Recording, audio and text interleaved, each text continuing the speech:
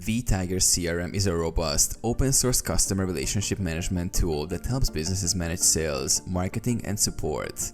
Here's a brief guide on how to use it. Set up your account. Sign up for vTiger CRM and log in. Configure your company details, users, roles, and permissions to ensure secure access. Import data. Import existing contacts, leads, accounts, and opportunities from spreadsheets or other CRMs using the import function. Map your fields correctly to ensure data integrity.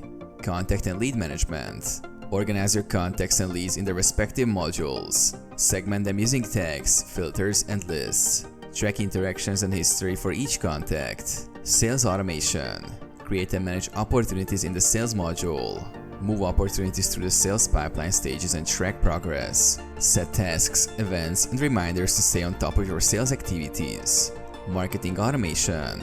Design and send email campaigns using the built-in email marketing tools. Track campaign performance with analytics on opens, clicks, and conversions. Use web forms to capture leads directly from your website. Customer support.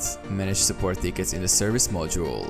Assign tickets to team members, track their status, and ensure timely resolutions. Create a knowledge base to provide self-service support options for customers. Reports and dashboards.